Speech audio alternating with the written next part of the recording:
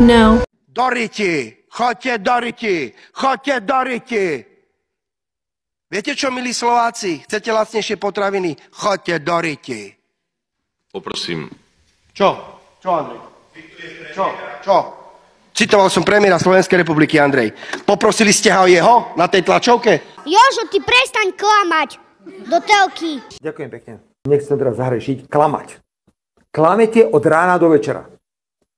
A ešte raz, klamete od rána do večera. Nebudem teraz chodiť do detailov, pokiaľ ide o rozpočet a ďalšie veci. Vás prosím ešte raz.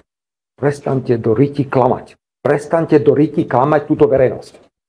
Od rána do večera klamete a vytvárate úplne iný obraz, ako je v Národnej rade, ako je v slovenskej politike. Ale fungujeme. A ďakujem všetkým vrátane predsedov koaličných strán a pánovi ministrovi za rozpočet, ktorý sme schválili. V roku 2025 máme rozpočet, ideme ďalej do konsolidácie, Európska komisia hovorí, že to je v poriadku. Všetky naše opatrenia sú považované za realistické a za dobré, ale vás prosím, prestaňte zavádzať slovenskú verejnosť. Do riti ešte raz. Prestaňte s tým. A nebudem ďalej hrešiť. Prestaňte s tým.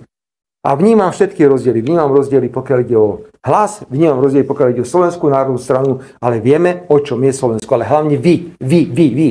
Prestaňte klamať. Ďakujem pekne. To je všetko, čo som chcel povedať štátnom rozpočtu. Chcel by som povedať, že ak vnímate emóciu nášho premiéra, tak pred 6 rokmi sme vám rozprávali to isté. Neklamte, nerozprávajte ľuďom niečo iné, lebo tu prídu blázni. A mali ste tu blázna Matoviča, druhého predsedu parlamentu Kollára, a pokiaľ premiér povie niečo v emócii, tak to hovorí preto, aby ste naozaj ľudí neklamali. Ak si neudržíme emóciu, nezaslúžime, že mnohí z vás by ste nás utopili v lyžičke vody. Sú tu novinárky ako Tereková z Markízy, ktorí sú schopní strhnúť na toaletu a večer vysielať idiotiny. A použijem takisto expresívne slovo. To, že je niekto novinár, neznamená, že je šalamún a je múdry. Odpuste, tak ako aj medzi politikmi, aj medzi novinármi je veľa ľudí, ktorí aj nevedia, čo rozprávajú. A takého politika ste do výšin klamstvami dostali. Takže tento štát sa naštartuje. Je tam aj mnoho opatrení, kedy sa dane znižujú, kedy sa mnohé investície štartujú. A verím, že to vydržíme ďalšie 3 roky bez ohľadu na to, že nám niektorí želajú to najhoršie. Ďakujem. Lácko, ďakujem ešte raz. Ďakujem a znovu to opakujem. Takže posledné slovo, ktoré na tejto tlačovej konferencii poviem pre všetkými, hlavne mainstreamové médiá, prestaňte klamať. Klamete od rána do večera. A už ma to prestáva baviť. Ešte raz. Prestaňte mainstreamové médiá klamať. Klamete od rána do večera. Po schválení rozpočtu veľmi neštandardne zostal sedieť na svojom mieste a to bolo vidieť, my už zase tie jeho gesta poznáme, jednoducho je ožratý jak tu.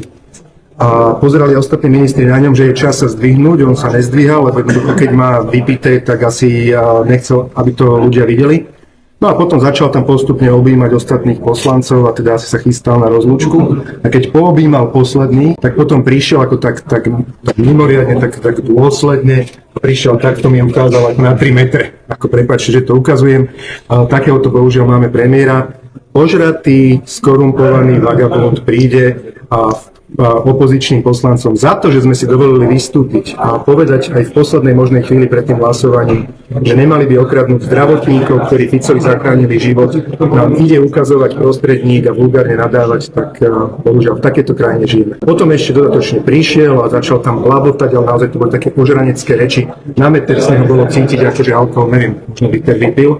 A reči o tom, teda, že to, čo sme si dovolovali na nich, akože ani nemá zmysel sa s nami baviť. Ale jednoducho blabotal tam ako naozaj posledný ožran. Po tejto skúsenosti my na nasledujúcu možnú schôdzu prídeme s návrhom zákona, aby v parlamente všetci poslanci, aj kto sa kdokoľvek nachádza v rokovacej sále, mali povinnosť fúkať presne tak isto ako bežní zamestnanci, lebo toto nie je možné. Ožratý Danko, ožratý predseda vlády a takýmto spôsobom potom ľudia majú dôverovať, že to myslia s nami dobre. Ďakujem pekne.